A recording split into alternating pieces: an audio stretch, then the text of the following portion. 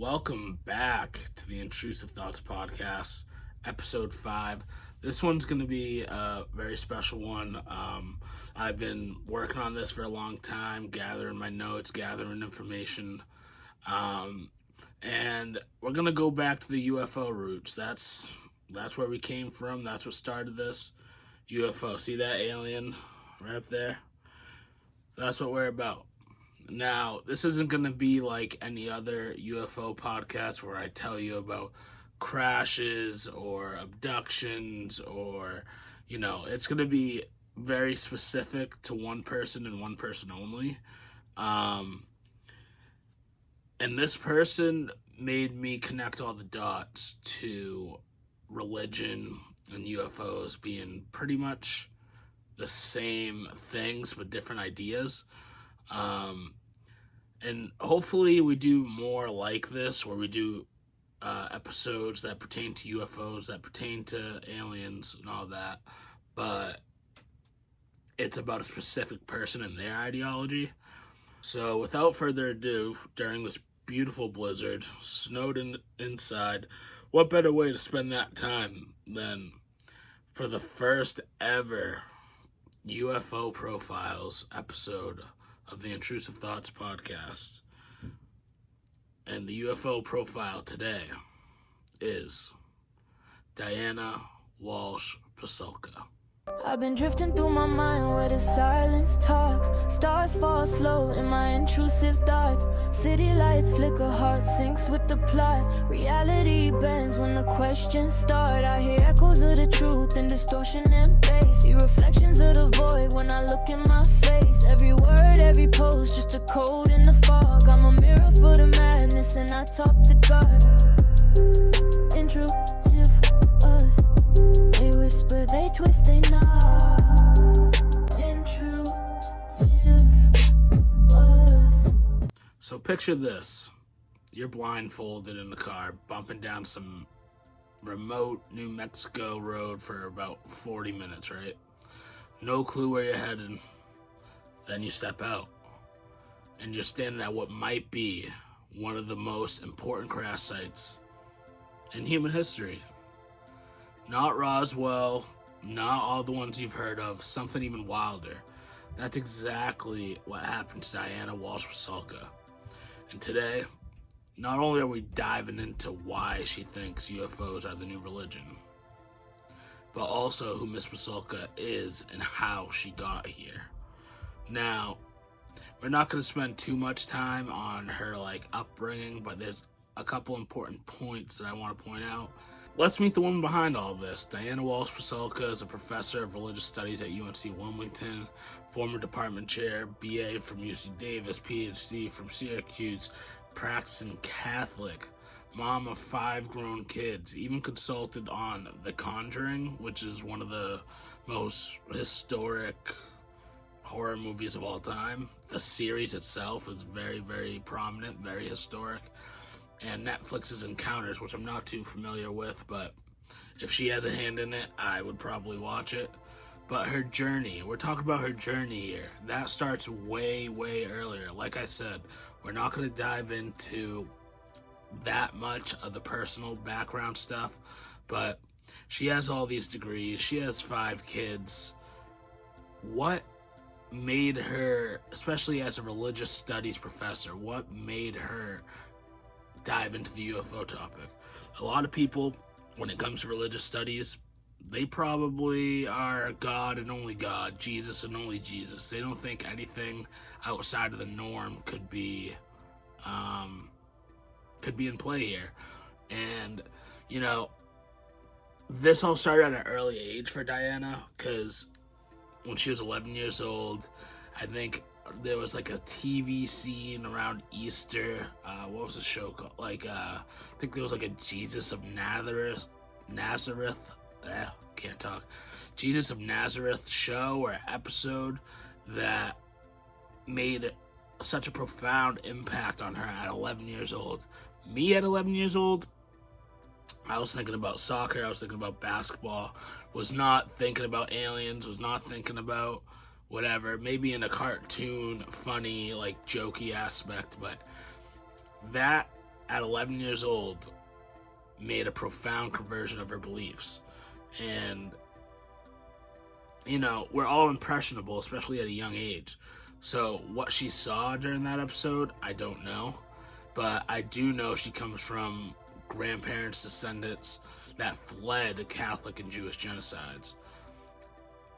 She is very sensitive to lifelong propaganda, dehumanization, all that.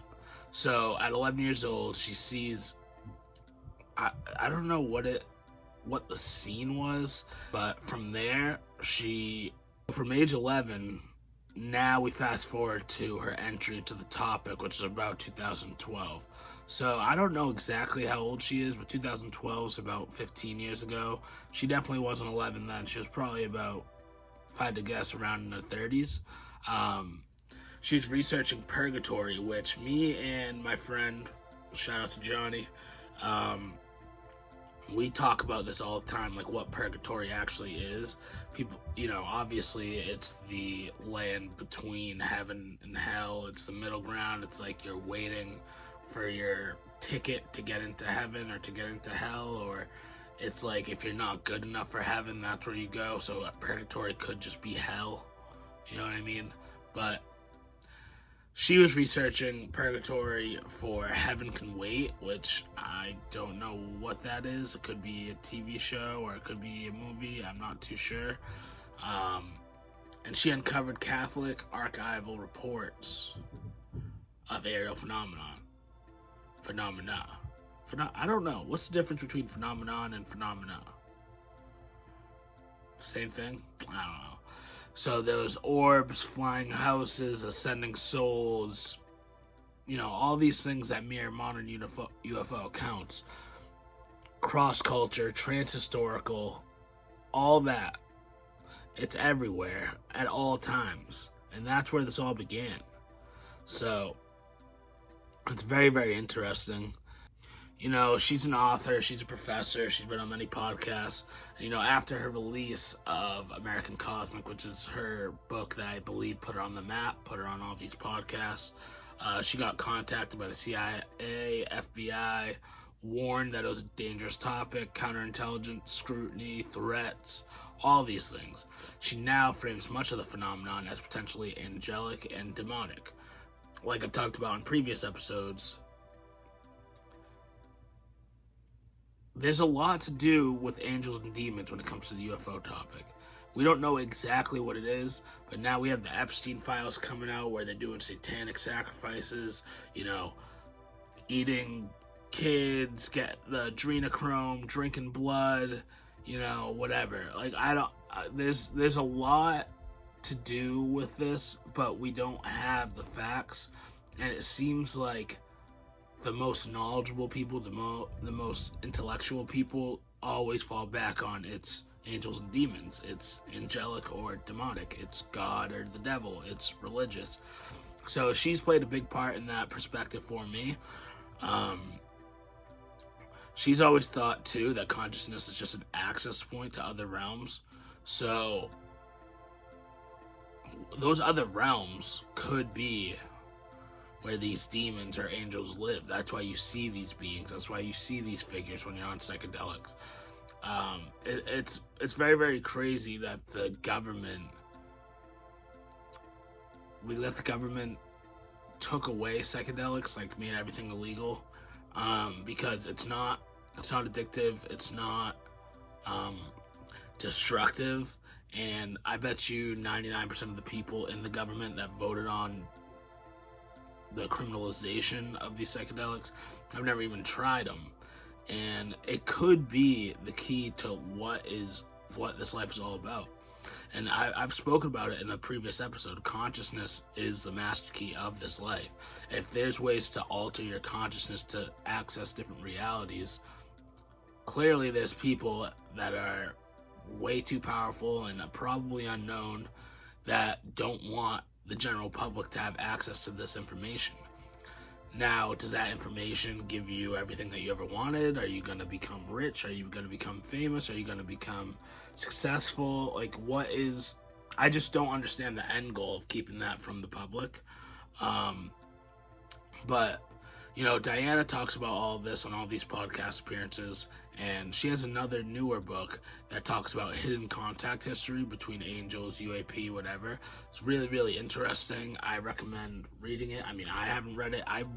I wish I could read. Hold on. I can read very well, but I wish I had the attention span to read. I don't even have the attention span to binge watch shows like I used to be able to. Audiobooks and stuff are cool, but podcasts are my way for information. So Diana going on all these podcasts and me downloading the info, that's how I get it. I mean, they talk about the books, they talk about whatever. It's very, very interesting. If you're into reading books, if you're into aliens, I recommend American Cosmic and the others. It's just very interesting how media shapes the beliefs, and Diana seeing that and being in all these different aspects, being in the religious fields, and being, seeing whatever she saw on that episode at age 11, something clicked for her that, this could be just metaphorically what happened when it comes to, religious texts and everything. Everybody takes it so word for word, so on the nose, but it's the wording in the Bible is not only translated, but it's translated from a translation. If you had I bet you the original text of what the Bible is about, of what the original books that nobody can find. There's a few that people have claimed or whatever, but we don't really know. If you took the original text of what the stories were originally about, I bet you it has a way more clear picture of what is actually going on, of who Jesus actually is, of what angels and demons actually are, what heaven, hell, purgatory, what that all actually is. So it's just very interesting. Diana attacks all angles, so and the way she speaks about it, she seems very candid. Her body language is on point. I'm not an expert in any of that, but she's one of the people that I trust. In one of my previous episodes, I talked about the people in the UFO community that I trust and I like, and the ones that I don't really trust and don't really like. She didn't make the list because I knew I wanted to do an episode like this about her, and there is more people that I want to do episodes like this about. This took a lot of research, this took a lot of time, but from skeptical academic to someone who's been warned off by intelligence agencies, this isn't your average professor's path, and it led her straight to some of the most secretive people in aerospace. And as you know, aerospace has a lot to do with rituals, and has a lot to do with, maybe numerology, maybe satanic stuff, maybe there's a lot of weird, I don't want to say Latin, Roman, ancient Roman gods, there's a lot of things going on in the aerospace community. And let's talk about the Invisibles and some of those jaw-dropping stories. Now, if you've read American Cosmic, and I know most of you, if not all of you haven't, I haven't, Tyler D is a pseudonym for somebody, and he's the star of the book. He's a real aerospace engineer, space shuttle vet, patents, billionaire. He's done all that. Space Force Connections, nicknamed the Dragon. This guy's life is straight out of sci-fi, but with a mythical twist. And Tyler D is now come out. It's known as Tim Taylor. And if you listen to a lot of people in the UFO community, I know Chris Bledsoe talks about him. He talks about him. There's other people that talk about him. I can't think of off the top of my head. But he is I don't even know. He is just such a mystery and so mythical and so legendary. So he's called the Dragon, and the protocols that he goes by, he has a big part of the space program, and I believe every time a space shuttle or a rocket or whatever is launched, they do some sort of a ritual, or he has protocols, and some of his protocols include controlled diet, exercise, limited caffeine, and these are all so he can download whatever that means, insight of tech and everything. He had a Vatican conversion experience that validated his mythical work, and since 2025, Diana has really been in touch with him because of everything that's happened involving UFOs, involving his name being out there and everything. So it's really, really interesting, and the reason I bring him up is because that New Mexico crash site that I talked about, where Diana was blindfolded and she drove 20 minutes, she was with Dr. Gary Nolan and Tim Taylor. They used metal detectors for anomalous material. It was disguised with a bunch of tin cans and debris to throw people off to make it look like nothing, but in reality, it could be one of the greatest crash sites that nobody ever knows about. They found like metallic frog skin, like malleable material, which has been a frequent thing in the UFO community. They've taken soil and rocks from the area and they've analyzed it with microscopes and lasers and all that junk, and they all have anomalous properties. Some material reportedly confiscated or triggered airport security when they were on their way back, and Tim Taylor, said that this is one of the most significant locations in human history. Now, I don't really know like how he knows that or what it's from or what he knows, but like at this point, if his name's mentioned, I'm listening. If you are into the UFO stuff, anytime you hear his name, your ears should perk up, because he's very important. And he's very important to why I think Diana Pasulka is doing such incredible work. Her take is that physical artifacts obviously exist. We have so many crash sites. Pasulka's take is that physical artifacts exist, but all these places turn into modern places of sacred mythology in the media. The X-Files recreated the place in this final season. It shifted her from that trip alone shifted her from a pure skeptic. So there's so many joint discussions with Nolan that exists, and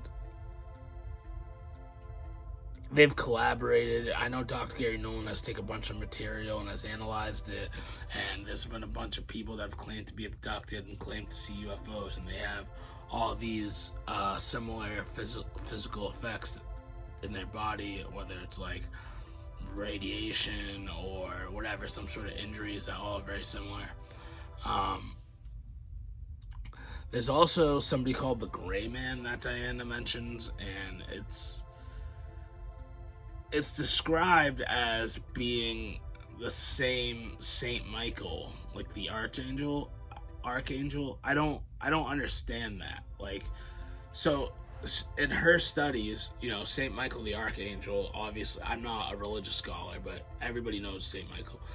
There's other people that Diana talks about, including Jack Parsons and Aleister Crowley and Constantine. I can't pronounce his last name, but with angelic guidance, NASA launch rituals, they have Roman gods on the patches, they have Latin phrases that they use.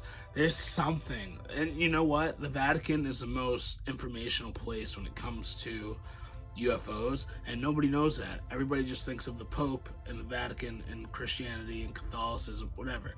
But the Vatican holds a lot of information. Diana's been to the archives. I know Tim Taylor's been to the archives. It's a very long wait list, and I can't imagine what they've seen in there. But there's records of levitation. There's insane things in the archives.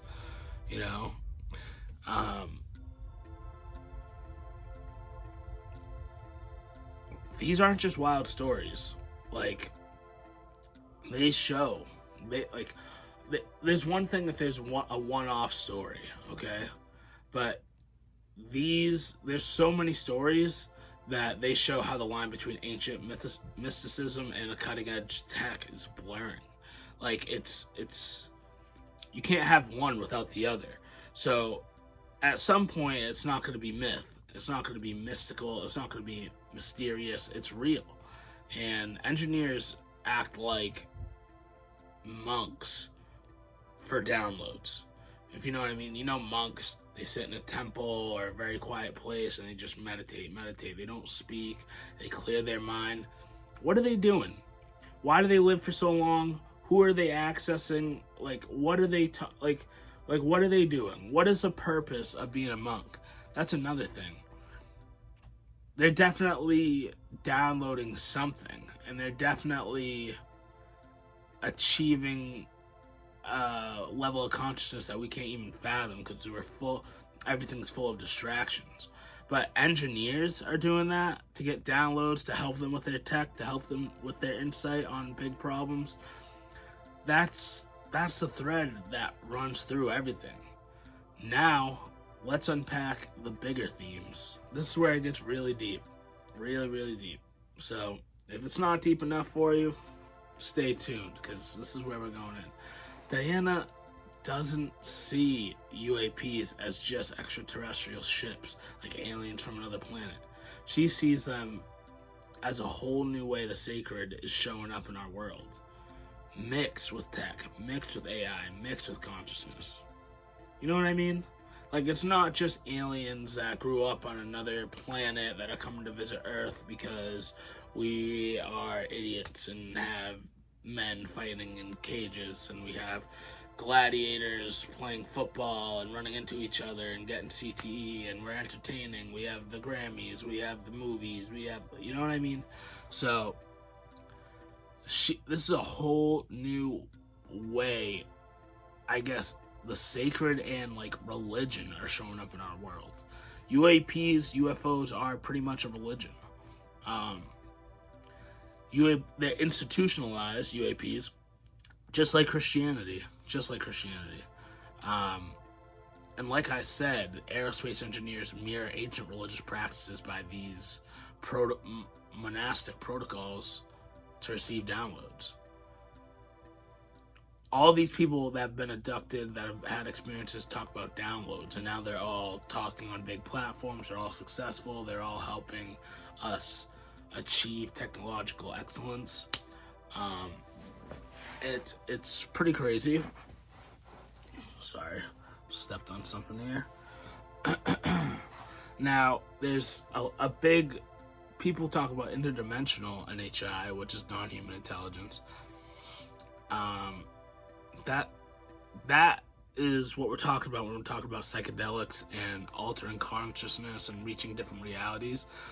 Like, they communicate, they inspire justice, transformation, imprint on our reality, and a lot of people.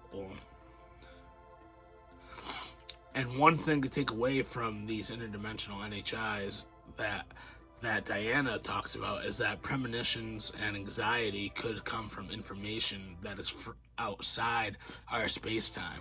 Like, a lot of people, when they get anxiety, you ask them, why do you have anxiety? They're like, I don't know, I just get it. But what if there's something along the timeline that you can't think of, right? That's like, to you, doesn't exist, but outside in this world of information does exist and will eventually happen, or I don't know, you access this information that's not like apparent to you, if that makes sense. And that's where you get anxiety from. It's like different time perception. It's like, I have when people say in movies or whatever, I have a bad feeling about this, or, the opposite is like, don't second guess yourself, because nothing good ever comes from those if you don't listen to yourself. It's very interesting, and if this is an informational universe, that makes a lot of sense. I think the spirit, not just me, but Diana's convinced me that the spiritual component is essential.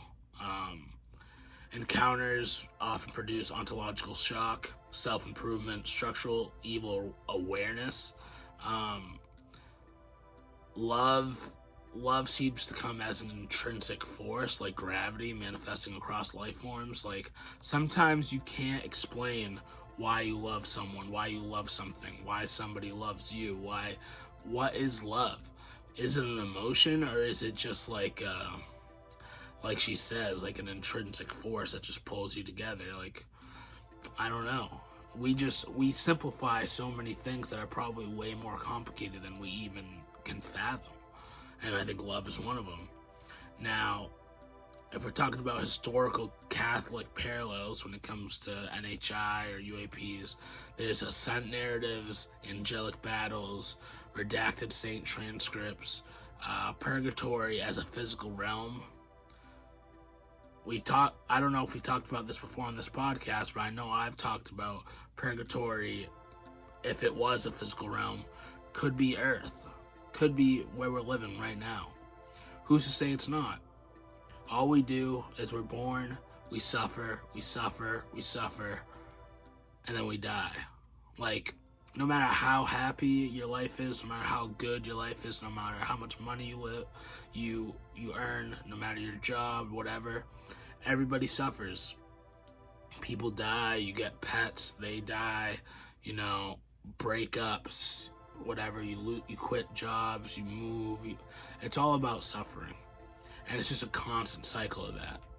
Now, that's why so many people, when they're on their deathbed, are so ready to just let go. Because the suffering's over. Your suffering, family suffering, everybody's suffering from your perspective is over. Because you're ascending to, wherever. A better, bigger purpose. Whatever that may be. It's very interesting. It's very, very interesting. So now we're going to talk about the Invisibles, which also known as the Invisible College. It's like, the quiet elite scientists studying UAP. Jacques Vallée, who Diana references, is who came up with those terms. Pretty much, it's like government scientists, they know about these things. They're not stupid. All these things that we're seeing in the media, they know way more about, but they want to understand them. And from Tim Taylor's perspective, unknown actors shape history, and that's what we're coming to believe. Like, if you to say again, the Epstein files, or, if you want to go to, Epstein worked for the Rothschilds, the elite families, what about the richest people in the world that we don't even know about, that control all these companies? It's like, they are unknown. I know the Rothschild family. I couldn't name you 5 people from them, we get Jeffrey Epstein as the scapegoat, and he probably had a lot to do with a lot of world history, and we don't really know the extent of that, but it's like there's a bunch of unknown people that are really at fault for history. And history is only told from the perspective of the winners, which is us. So it's like that's a good point. And, you have MK Ultra too, that like also has an imprint on how we see history. And it's just a lot. Like, if you really, like, they say the term ignorance is bliss. That's so true. Because if you don't think about any of this stuff, you just go to your day-to-day life, wake up, shower, go to work, la-di-da-di-da, what do I have to do today? La-di-da-di-da-di-da-di-da. Like, yeah, your life is probably fine, less stressful, whatever, all that. But that is not, that's what they want to happen. That's what they want the general public to be. They want us to be a bunch of sheep, a bunch of pawns that just go about our daily life and not worry about what these people behind the scenes are doing. And we don't know who these people are. Like Tim Taylor said, we have no idea. It all goes back to, Plato's cave. I forget how to like articulate it. Pretty much there's just puppet masters, and what you see, to you, from your perspective, what you see is real. But from the puppet master perspective, they're controlling what you see. It's just like, I don't know how people don't see that. And it's like, it's very, very apparent. And now we have AI as humanity's extension for survival. Is a possible contact vector between us and the NHI and the UAPs? Maybe. Is there links between biblical hidden things revealed? Maybe. Is there concerns about Neuralink exposing thoughts and manipulation? Definitely. But these are things that are inevitable, and the people behind the scenes are going to keep pushing these things forward and forward and forward. And to maintain your status and your spot in society, you have to submit to all of it. And that's just another thing that Diana's brought to all of our attention. All these people, Jacques Vallée, Tim Taylor, all these people that she's brought to the forefront of these topics, they all know it. They all say the same things. So it's pretty wild.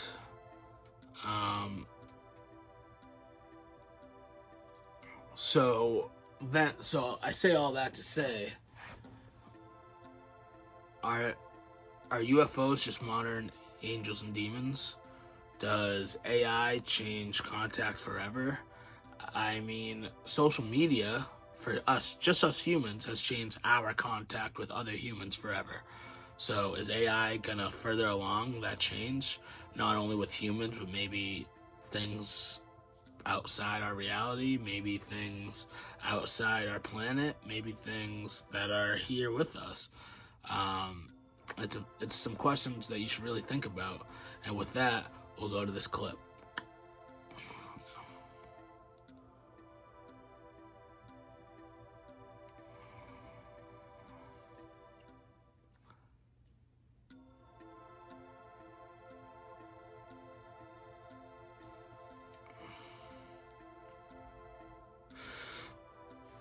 So like I said, I'm not a big reader of books, but I would love to give Diana's books a try. Her books are a roadmap. She started skeptical, became an agnostic believer through field work, which is crazy that as a skeptic she got to do a bunch of field work, and then that just made her less and less of a skeptic, because most of the time skeptics are gonna be skeptical. That's just how they are. And now she's more open about the angelic, demonic framing and AI warnings than ever. And I think that's been echoed throughout the community. I think a lot of people, like I said, a lot of the people that are on the right side of things are talking more of angelic, demonic things, and the warnings of AI. It's all right in front of us if you know where to find it. So now I realize Encounters is a book of hers. This whole time I thought it was a TV show. Anyways, her 3 books, American Cosmic, Encounters, The Others. It's very interesting. I'll give a breakdown of each one. American Cosmic is 6-year record of elite believers. Media, it poses media as a new religion. It has the crash site, the New Mexico one that you could read about. Encounters non-human intelligences, transformative experiences, forefront of contact revolution. And The Others, which is the most recent one, is AI and suppressed contact in history, conscious extension, sacred meets synthetic, which that's it. That's us. Everything's becoming synthetic. That's very interesting.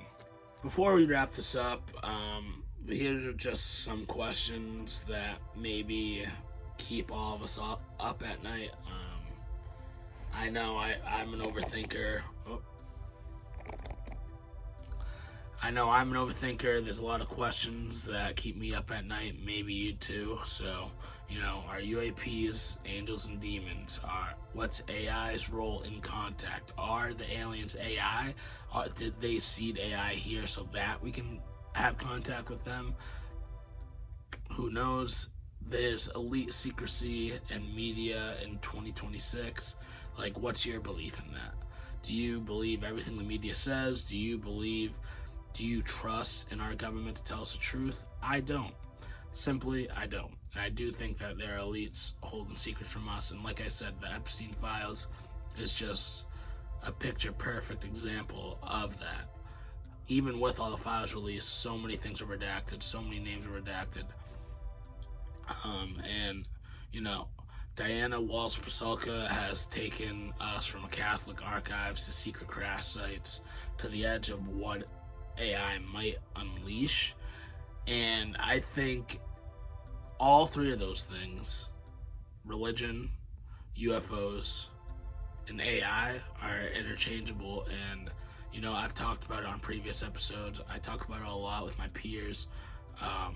Whether you see UFOs as tech, spirits, or something in between, one thing is clear. We're in the middle of a massive shift in how we understand reality. So, I think if you're into podcasts, check her out on, you know, Sean Ryan, her episodes on Sean Ryan, Joe Rogan, Danny Jones, American Alchemy, Lex Friedman. I highly recommend you check all those out. I appreciate y'all for joining me. I'm very, very excited to be posting this episode, and I'm glad I got to do it for y'all before the power goes out. Grab her books, check her updates, keep an eye on the sky. Who knows what we'll encounter next. So I'll catch you guys in the next one. Also in the comments, let me know what you like. If you like this hat, dude. This is one of one Intrusive Thoughts podcast. You got the alien, you got flat earth on this side, you got basketball, football, you got the third eye, you got a UFO. I think it's pretty swaggy. So I appreciate you guys. Thank you for supporting me. And I hope you really like this episode. And let me know if I should do more like this, what you liked about this episode, what you didn't. I don't know what exactly my next episode will be about, but I know I have more of these types of episodes coming down the pipeline. Thank you guys so much for tuning in to the Intrusive Thoughts Podcast, Episode 5.